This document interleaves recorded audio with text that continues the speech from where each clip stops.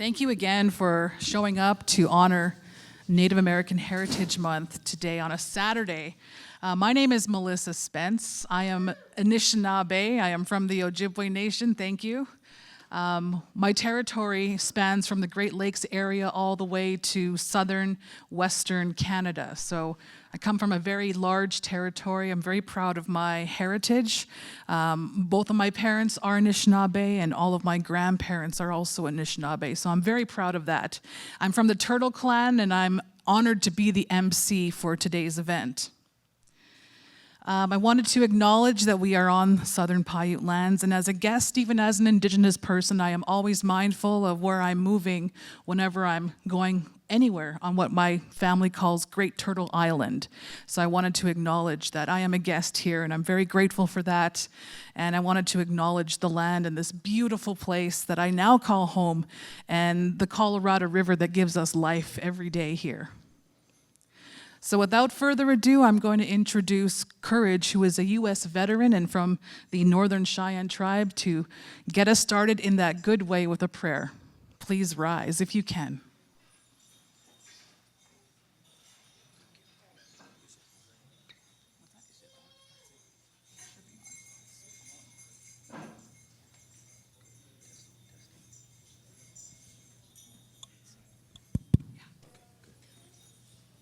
Hello, good afternoon on this rainy day. Courage Elk Shoulder, Nahesheve, Natista, Hotomenoteo. My name is Courage Elk Shoulder. I'm from the Northern Cheyenne Reservation. I come from the Dog Soldier Society in Lame Deer, Montana. And I want to first say thank you to the Paiute tribes here. I'm not from the Paiute, but I give thanks to all nations, all tribes from the four directions. I'm going to go ahead and say a little prayer and break down what I say and just go from there. So you can bow your heads. Thank you. It's a one. No hot dots. No isuin, no da. Mahaya nos. Na pivot kisa wa. Mahaya, we thank you for this day. The four directions we call on the four seasons. We thank you for these dancers, these young men, these young women. In a good way we come and we thank you. Astasawams, ho. Thank you, ho. Thank you.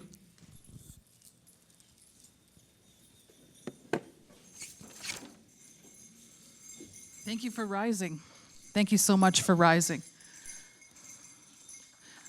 A little bit of a taste of what's to come a little bit later on. Again, thank you so much for showing up to honor this wonderful month of Native American Heritage Month that was actually established in 1990 to honor and celebrate our beautiful and rich cultures, our traditions, our contributions, and our history. A lot of times when we think about Indigenous history, there's a really dark period of it, but we're here to celebrate today and also honor everything simultaneously. We're also here to raise awareness about Native American Heritage Month and hope that each and every year it grows bigger and bigger and there's more and more events. And it's open to everybody. So I'm really happy to see you here. I wanted to now get to our first speaker of the event. You may have noticed this screen, Every Child Matters. If you're not familiar with that means, it's honoring the children, the Indigenous children who were forced into Indian boarding schools over hundreds of years on this continent, both in what we now call the United States and Canada. Thousands upon thousands of children were removed from their homes and attended Indian boarding schools. One of the last ones to close was as recent as 1997.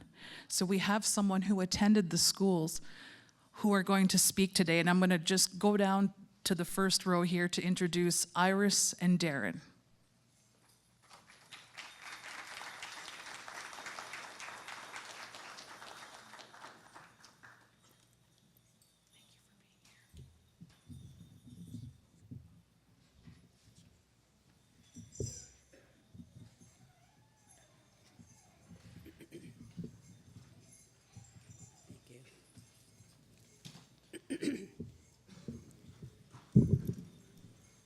thank you for being here.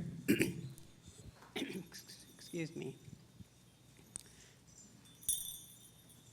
For myself, I did attend Stewart Indian boarding school in Carson, Nevada.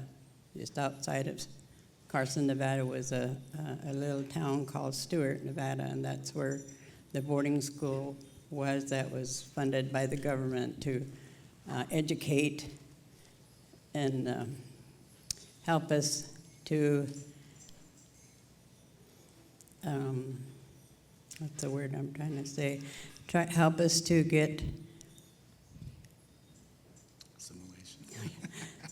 assimilated into the world that was theirs, which wasn't ours truly. I was going to talk a little bit about, I know there's not a lot of our people here. I mean, you guys are people, but not our Paiutes aren't. Most of our Paiutes aren't here. Maybe they'll be here tomorrow.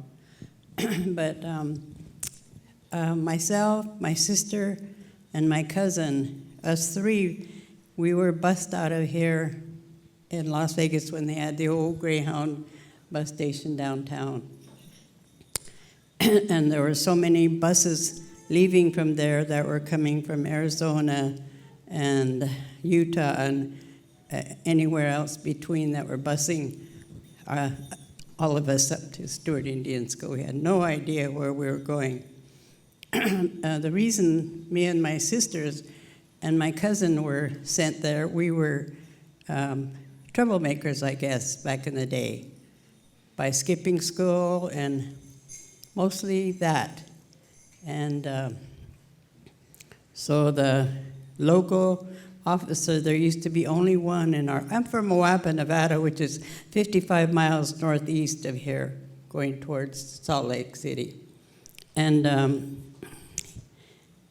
he came to our house, and next you know, there was some bureau agent came and told us we were getting shipped out of there, and we had nothing, you know. We didn't know that we were poor. We didn't know we didn't have nothing. We just knew that we existed, and we were happy with our own life, not interfering with anybody else's. I had an uncle that helped me. He was older than me, and he was doing really well at the local high school there, and he always told me that, don't lose your dignity. Don't use those four-letter words. Be good. Read. Get along with people.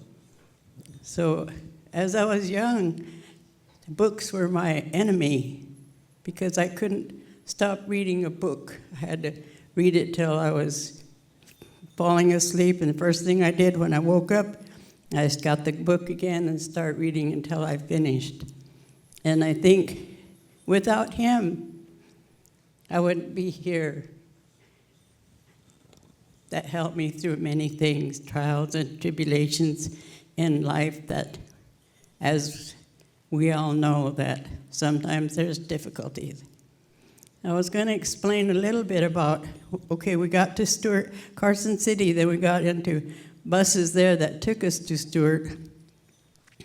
And there's these big old boarding schools. You might have noticed some of the pictures that were, the campus was made out of rock. And so we were just looking around and lost. So many kids. We didn't know that there were so many Indian kids. We only knew Moapa. And it was shocking. And we just huddled together, me and my cousin and sister, because we didn't know anybody. And they didn't either. But we befriended some people from Peach Springs, Arizona, which is out of Kingman, Arizona, and she became my sister, my best friend. We took care of each other.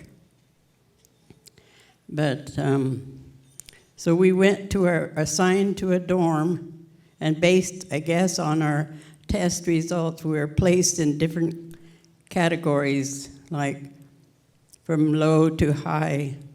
And the higher ones, as usual, you know, like I was lucky enough to be in there, was for going on to, you're supposed to be going to college. So they gave us a little harder curriculum than the rest of them, and we excelled. And I remember going to visit a little junior college up in Northern California where I was supposed to go, but I didn't go. It was totally funded by the government. The Bureau people were looking for me. They couldn't find me. But I didn't go. But for myself, being at that school, I didn't have a hard time like I know my older family members that had gone there, and way, way older, that were totally abused, and the stories that couldn't use their language, couldn't do a lot of things, and try not to stand out because you'll get picked on. And for whatever reasons, I don't know what their reasonings was, but we had rooms where it was like in a big dormitory where were nothing but rooms, and we shared rooms with 4 or 5 people, and every day we had duties to do. That was whether mopping, cleaning, and etc. And we had to line up to go eat in the dining hall where everyone went. It was but we couldn't. The boys lived in different areas, and all the girls lived in a different area. And just thinking about it, I just couldn't believe that I was there, that I was seeing all these Native people, our Nuwus, our brothers and sisters that were there. And they all wanted to go home because that wasn't home. They didn't treat you like you were at home. So a lot of them left in a couple months. They all left and ran away and somehow made it back home, or I don't know if they ever did.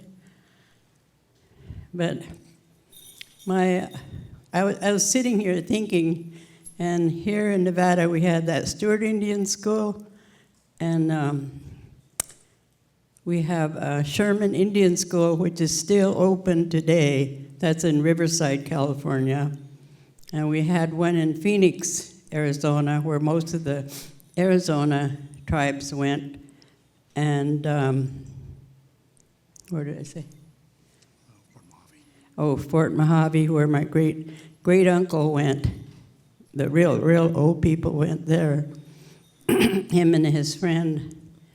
But you know, he was the one that raised me and my sisters, and he was very intelligent.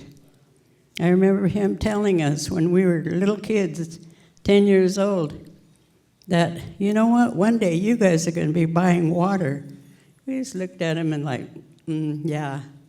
And sure enough, today we buy water. He predicted a lot of things. He was a very intelligent person, had beautiful handwriting, and took care of us the best he could, him and his wife. And as far as my language in Paiute, my great-uncle was Moapap.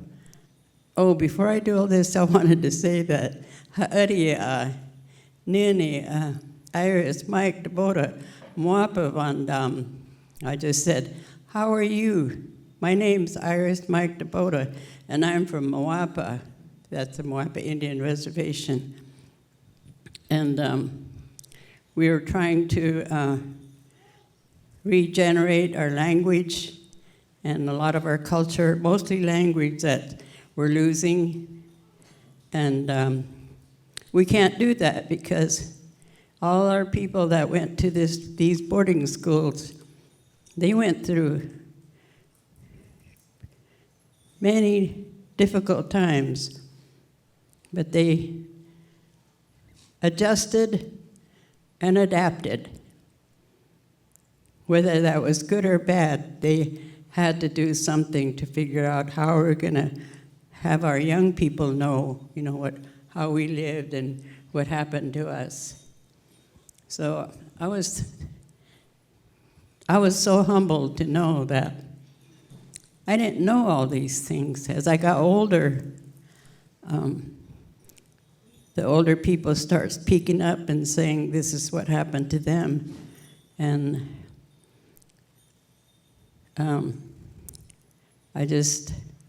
I couldn't believe it. As I became a mother of 5 children, 5 boys. And the most important thing for me was to make sure they were educated and busy doing activities so you don't have to wander around and do things that maybe we shouldn't be doing, as well as most parents would like to be happening for their families. And I'm just glad to be here. I'm glad they're celebrating Native American Month, helping us to be recognized. Thank you, people, for being here. I appreciate it.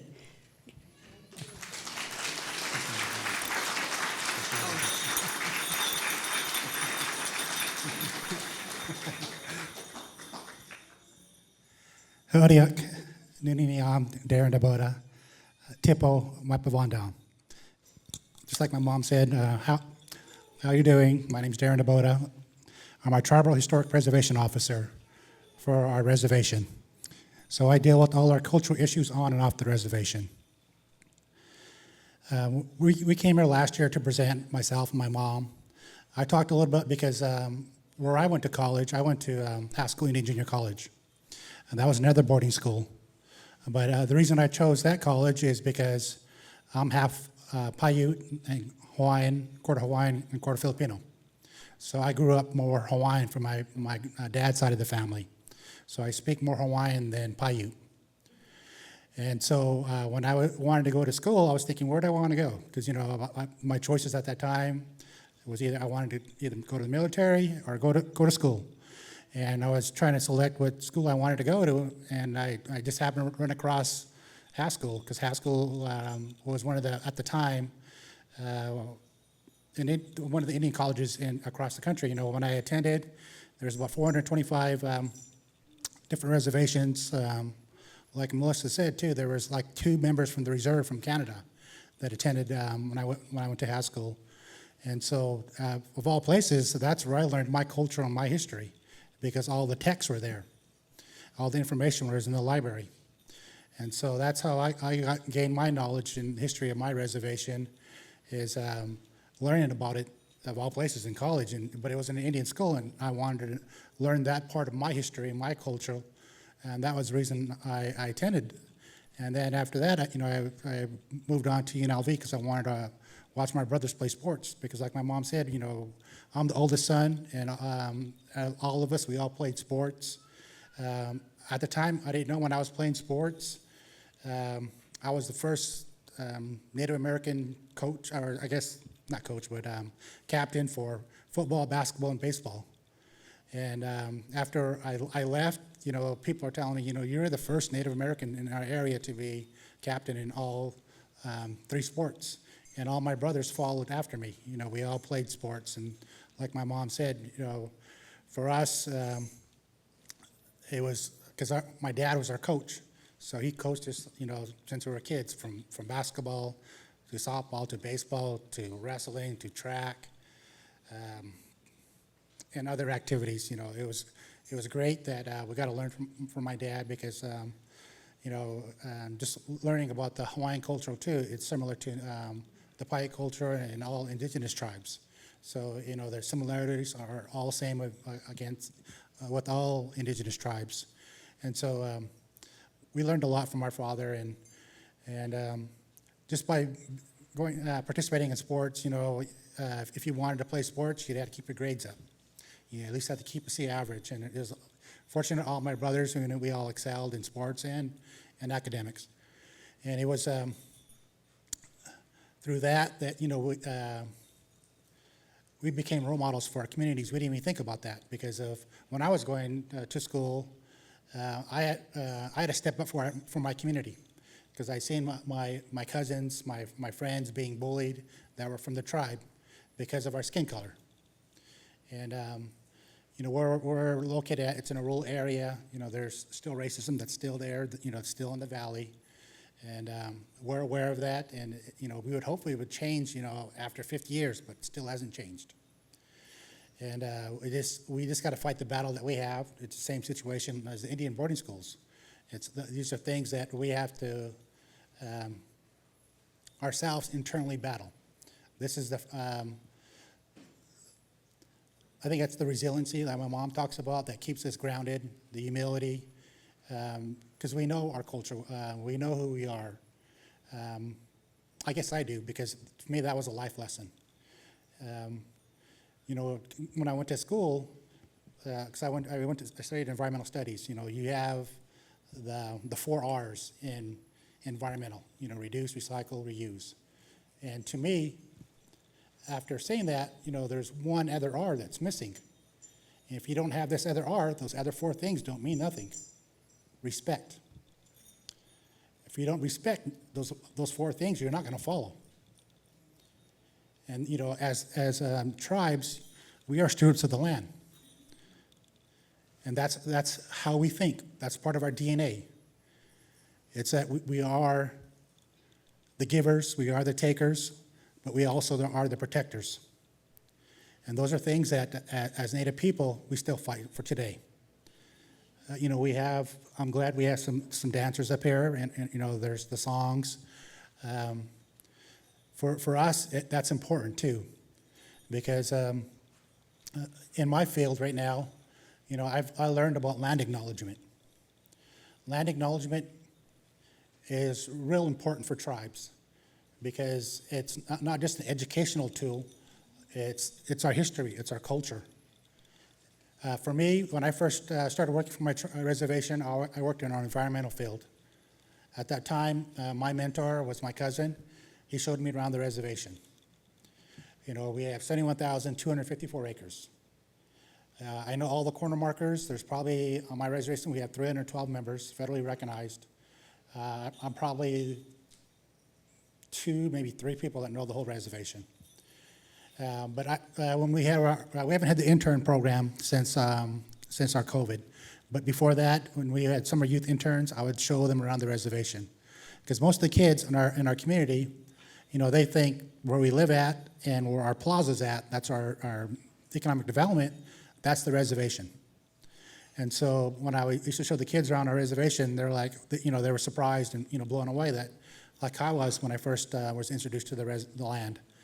And when I first seen it, I was like, oh, we have a lot of land. And then being out there over the years, being intimate, I probably walked about 65% of that reservation through different projects and different activities. The land shrunk on me. And I was like, this is all we had? But technically that wasn't, because, you know, history says in you know, March 12th, 1873, when we were first fully recognized, we're an executive order tribe. We had 2.4 million acres. So if you can imagine this area, we had Lincoln County going all the way to Beaver in Arizona, coming down to Mesquite, to Gold Butte, going all the way to Nallis, Lake Mead Boulevard, all the way down to Boulder Beach. That was our original reservation. 2 years later, we were reduced to 1,000 acres. So just imagine going from 2.4 million acres to 1,000 acres. You know, at the time when we were first federally recognized, we did, you know, my elders didn't know what boundaries were, because we were told from sunset to sunrise, that's your territory. And so we didn't have the concept of boundaries. And so when we were first federally recognized, you know, we had all that area. We had hunting rights, we had water rights, we had grazing. We had probably about, I'd say at the time, 90% of all the water rights, 90% of all the ag in southern Nevada.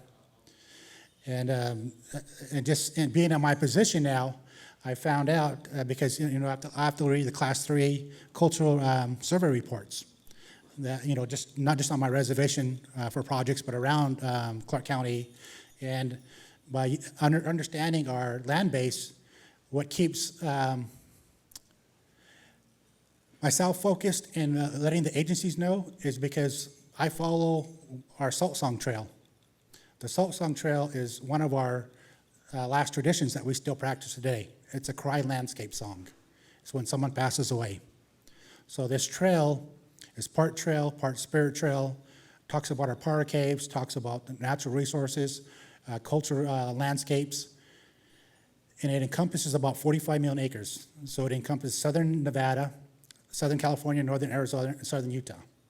So when I talked with the government agencies, they were like, how are you affiliated with this area? And I bring the Salt Song Trail up. And that's how I get my door in the window to these different areas if we didn't use our ancestral lands, instead of just staying focused on Clark County on a reservation. And so by acknowledging the land, you know, it's great for some of the tribes to understand that, because it's really important. Because if you don't know not just your current land base, but your ancestral lands, you know, how are you going to fight for that? How are you going to protect that? Again, it falls back to the stewardship of the land. We are the keepers of the land. You know, and just thinking about that, growing up, my reservation, especially when we're talking about the boarding schools, is when I first, you know, I went away for college, and I lived in Vegas for about 2 years, so I was away from the reservation for about 6 years. Because when I first went away from college, I was like, I'm never coming back here. But what's ironic, the land called me back. I missed the land because I did 2 years in Kansas, and I was like, I didn't like Kansas at all. Didn't like the weather. Didn't like, you know, it's a different atmosphere. You know, it doesn't have mountain ranges. You know, people look out in the desert and they see 2 seasons. There's 4 seasons. You just got to know how to look. You know, there's indicators out there. There's insects, there's plants, there's wildlife. They tell you when the 4 seasons happen. And so I think being 2 years away from this land, you know, I wanted to come back to this area. And it was a calling, you know, again, because I never thought I was going to come back to my reservation. And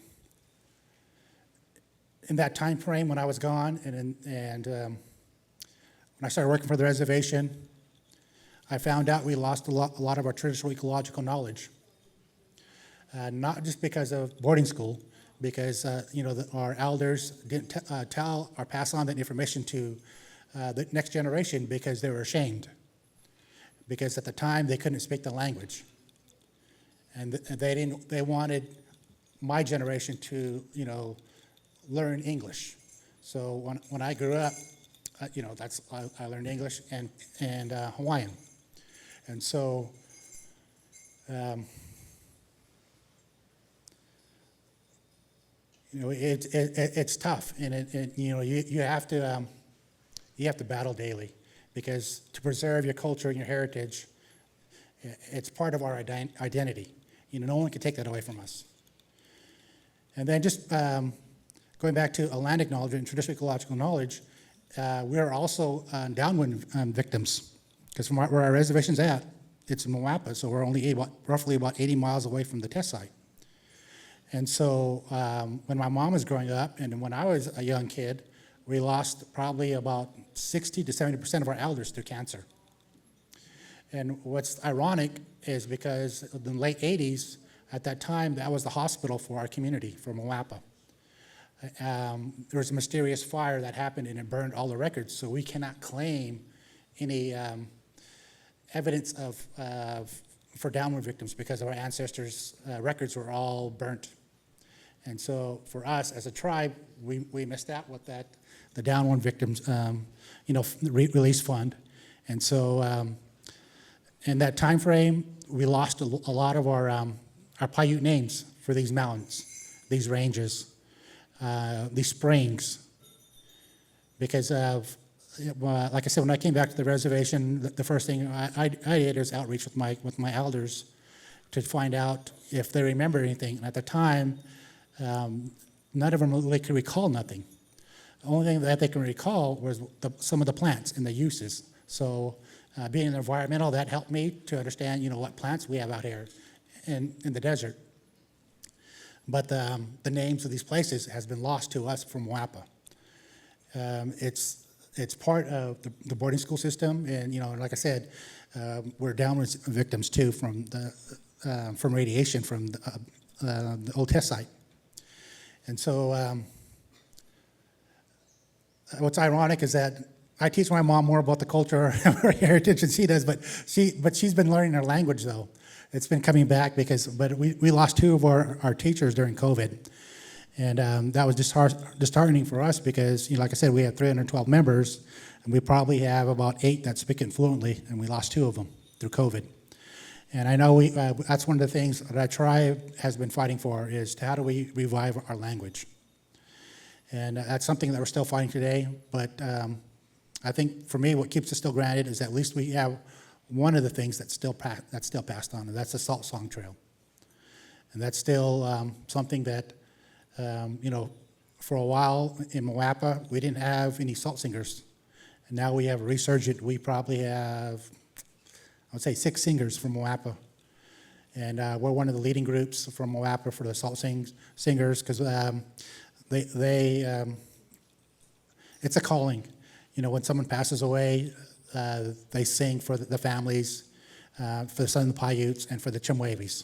So we go from Southern Nevada, Southern California, Northern Arizona, Southern Utah. That's the reservations that we still practice the Salt Song Trails with our Nuwu. For us, Nuwu falls back to what we call ourselves, because Paiute technically is not our term. Paiute was a Spanish word.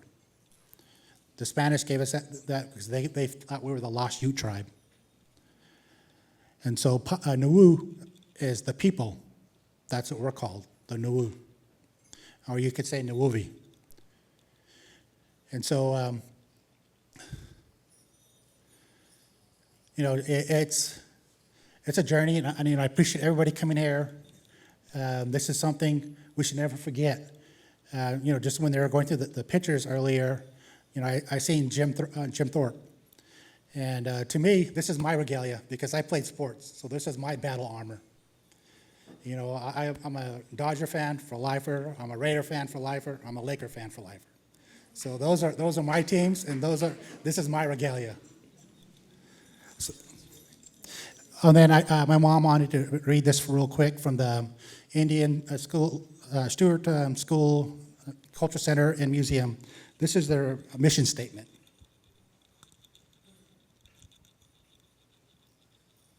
So one of our tribal members, you've seen up here earlier, was Aletha Tom. She was an advocate for this Culture Center and Museum.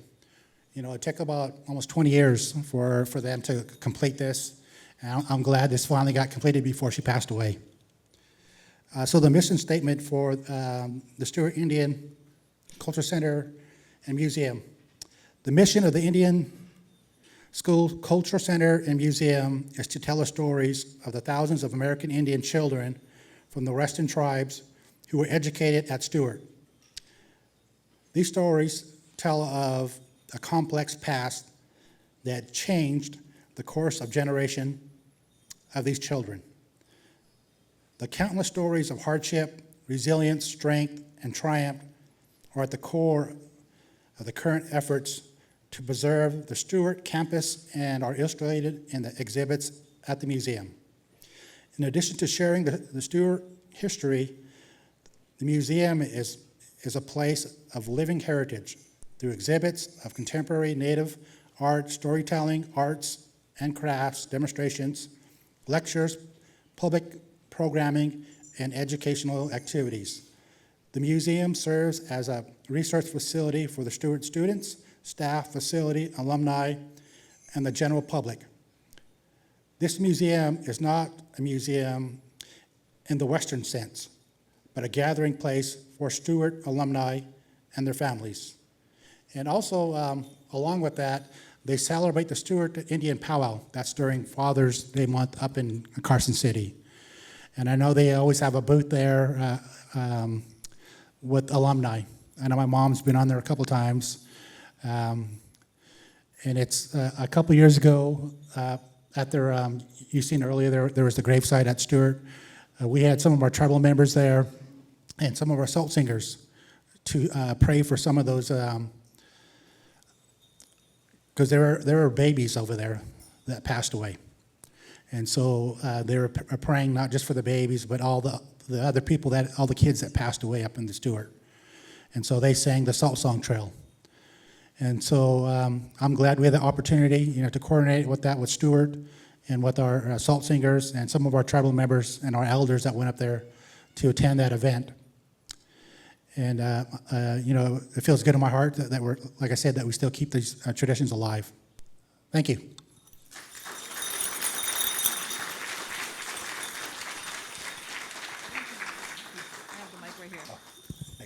Thank you so much to Iris and Darren for sharing your time with us. Does everybody have a bell?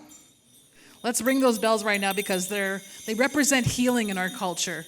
And you'll see them on a lot of the regalia that we're about to witness, how they sound and how they heal.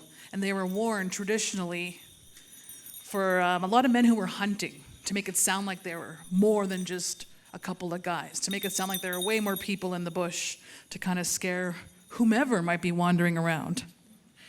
Thank you.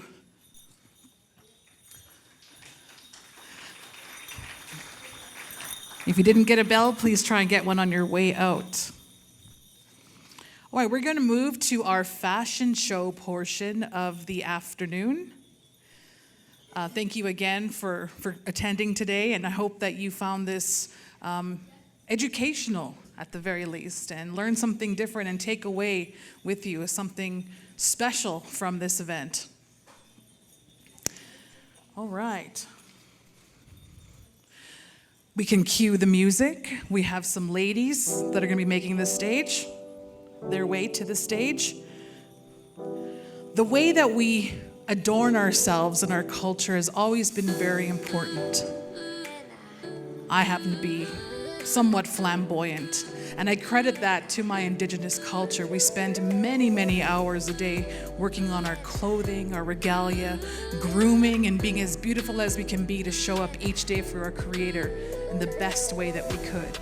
So this portion of the show celebrates Indigenous fashion. I'd like to introduce Kimberly of the Navajo Nation. She is wearing a skirt made by her friend Daniela. It's really important to acknowledge that there are young women creating Indigenous fashion in 2025. And each skirt is completely unique and can represent personal traditional colors, a story. And now this is the creator of her own ribbon skirts, Daniela. She's from the Haida Nation. Let's give her a big round of applause for being a fashion designer. Numerous patterns, sometimes floral, bright ribbons, eye-catching features are very common in the ribbon skirt. I'd like to introduce Crystal, another one of our young Indigenous ladies from the Navajo Nation, who is also wearing a skirt made by Daniela. Thank you so much.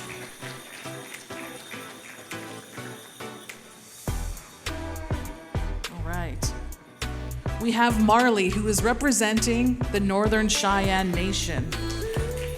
Her shawl was made by Elder Yvonne Hawk Verjan, who you may have seen in the slideshow, who is a survivor of the Indian boarding school era. Yvonne is Southern Cheyenne, and if you don't know, a lot of us Indigenous people are direct descendants of people who attended the schools and how we survived to be here today. Up next, we have Stephanie, who is also representing the Northern Cheyenne Nation, Director of Substory and Mental Health Facilitation. And she's wearing a shawl by her late mother, Marcia Patterson. Let's give it up for the generations of art and culture showing up in our show today. Perdina from the Navajo Nation is wearing a shawl from Yvonne and a very beautiful hat that was made from Darla Pikyavit. Beading is a serious skill. I don't know if you've ever tried it. I tried it. I could barely hang in there for 2 hours. I would like to introduce Odie, who is from the Omaha tribe. And he does men's traditional. We can look at his regalia here. He's from Macy, Nebraska. He now lives in Middleton, Wisconsin, and he traveled all the way from Wisconsin to be here. He dances for his father, Edgar Hoover, Harlan. That's a men's traditional regalia, very beautiful. Here we have Billy, who's Arikara Hidatsa from Fort Berthold, North Dakota, also traveling from Wisconsin. Traditional women's regalia. And here we have Nino Alvarez. He's from the Las Vegas Paiute tribe. Men's northern traditional regalia. Very beautiful. We have Juan Salazar from the Southern Paiute and Southern Ute tribes with a grass dancer regalia. We'll get more into that when we actually dance, but it's a beautiful honor, or way to honor the plains. We have one of the producers of Eagle Staff Artist InterTribal, Reina, who is Southern Paiute and Ute, and she is a fancy dancer. Beautiful dance. And we have one of the producers and Eagle Staff Artist InterTribal, Southern Cheyenne, Melissa, who is wearing Marcia Patterson, her late mother, who made the regalia, and that's who she's honoring today. Very, very beautiful. Now we're going to get to our powwow dancing portion. We've seen the regalia. We've seen the ribbon skirts. We're going to move to our men's traditional dance. And, pardon me, this is one of the oldest styles of dance. It's a dance that's presented and represents our warriors, our hunters, and storytelling through grounded and deliberate movements that often imitate animals and steps for battle and hunting. We're going to have Odie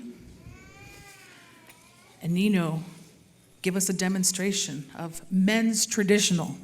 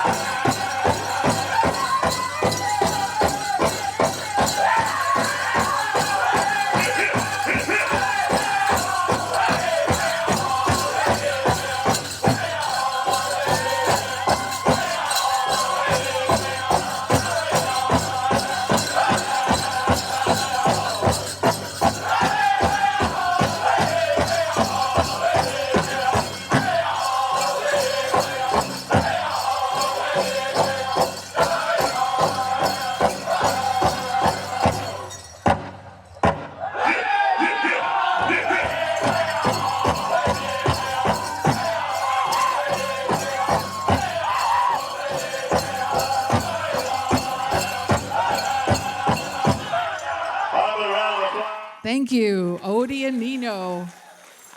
The stunning men's traditional dance with sacred items. One of the most beautiful and oldest styles of dance, like I mentioned earlier, that emerged in hundreds of years ago, really. We're going to move on to our grass dance. Now, this dance comes from the Great Plains, among warrior societies. The movements are sweeping like tall grass of the prairies and meadows. And even the regalia itself is inspired by our beautiful grasslands, making it one of the most distinct dances out there. Let's give it up for Juan.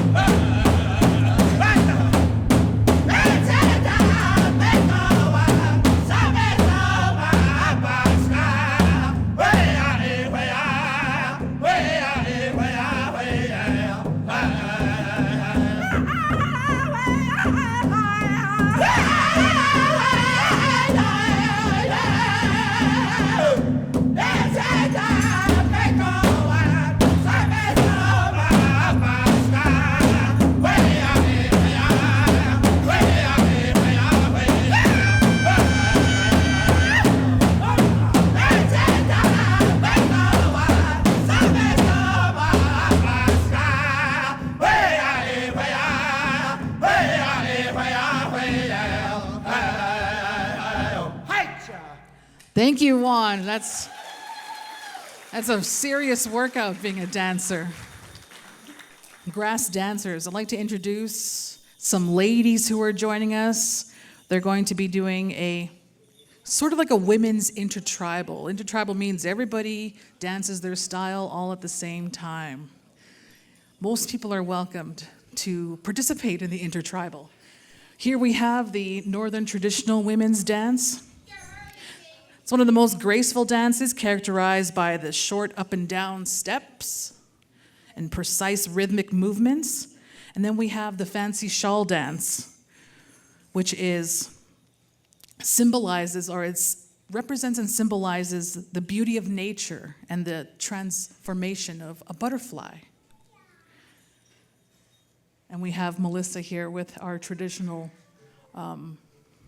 Northern women's as well. So, ladies, Thank you. And we're on time, so let's go over here. Women's InterTribal.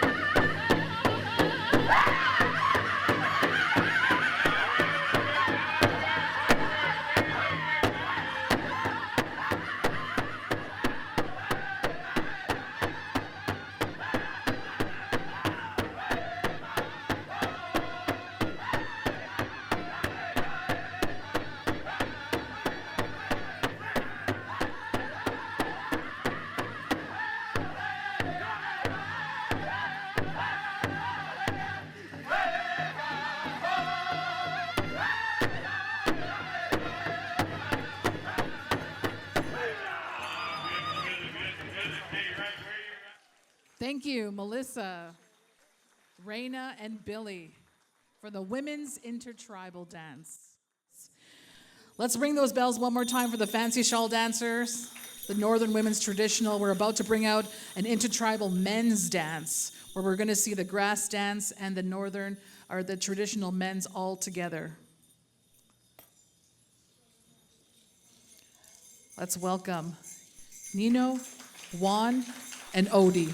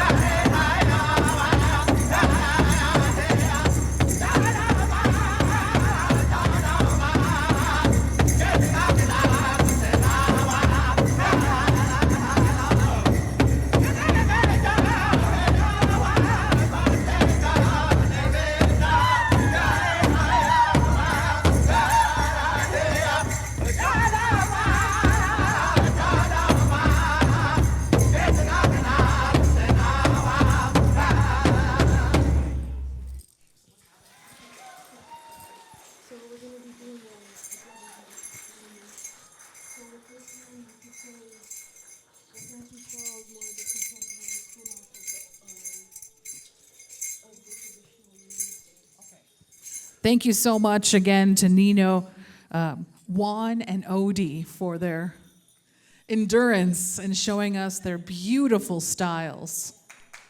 Absolutely gorgeous. It's always amazing to reconnect with culture. There was a time when we weren't allowed to powwow dance for a few decades, and it was reestablished back in the late 70s, and powwow culture began once again across Great Turtle Island. And one of the more contemporary dances was the fancy shawl dance that we just saw with Reina, and that story is about a woman who lost her lover in war, and while she was mourning, she wrapped herself in a shawl and just stayed there so long that she transformed into the essence of what grace would be and beauty. And everybody said, "You're a butterfly, you move just like a butterfly." And that's sort of how that dance was developed. And it's one of the more athletic dances, we'll say. Someone like me, I'm more of a traditional dancer. We're also gonna see what we call a double beat dance. So I'd like to reintroduce Melissa, who is going to be doing the Northern women's traditional dance alongside with Reina for the fancy shawl once again. So let's give it up to these ladies. They're working hard.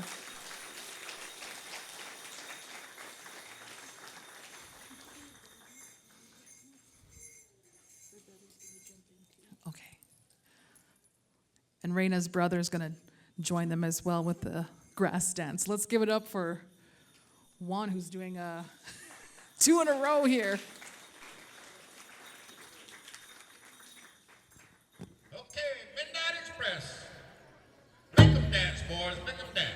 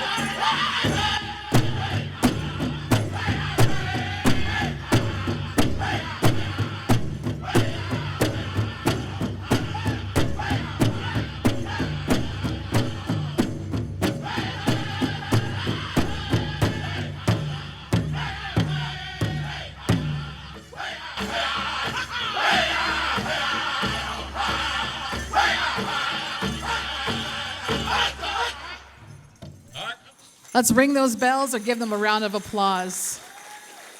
Thank you so much.